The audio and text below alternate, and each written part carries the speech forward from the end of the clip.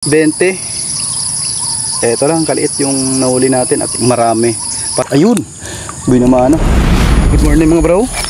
2 or 3 buwan yata na hindi tayo nakabalik dito para magtaan. Yung spot natin na dito lang to sa lugar namin.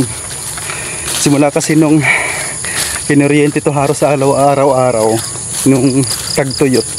Yun, di na tayo nagtaan dito. Dumayo na lang tayo sa ibang lugar. Kaya yun, medyo lumaki yung tubig. Binilikan natin, baka sakali makahuli tayo dito. Nandito na tayo mga bro. Yan, umabot na talaga dito yung tubig. Pero tatawid tayo. Andun yung mga kawil natin. Yan yung unang kawil natin dito. Parang waya.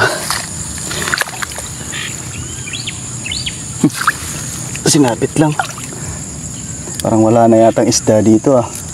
Ayun mga bro, andito lang yung mga kawil natin. Dito lang natin pinaglalagay. Ganito.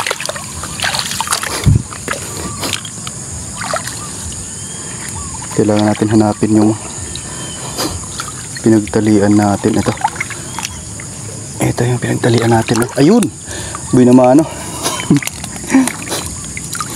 Dalag.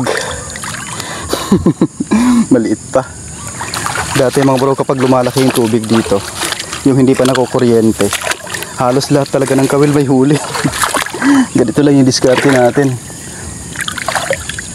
Wala rin. Dito banda tayo mga bro, nakahuli ng dalag na nagit 1 kilo. Huli yung pamain natin doon. Hindi pa nakukuryente yung sapa na to. Dito sayang to, nakawala to. Umano talaga yung tali dito, nakaabot pa rin dito. Malaki siguro to. Ayun, bali. Bali ito ah. Yun, sana may huli to. Ayun, nabali mga bro. At batak. Nabali oh. Sana nandito pa. Yun, batak nga. Sana nandito pa yung huli. Ay, wala na mga bro. Sayang.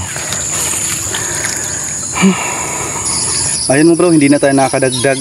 Kung dati mga bro dito sa sapa na to, malalaki yung nahuhuli kong dalag, marami. Partida pa sa 1 linggo, 4 na beses o 5 ako nagtataan dito. Dito ko nga nahuli mga bro yung mahigit 1 kilo kong dalag. Pero ngayon mahigit 20. Eto lang, kaliit yung nahuli natin at isa lang. Pero okay lang. Bawi na lang tayo mga bro. Dayo na lang tayo sa ibang lugar. Ayun, salamat sa panonood mga bro. Thank you Lord sa blessing.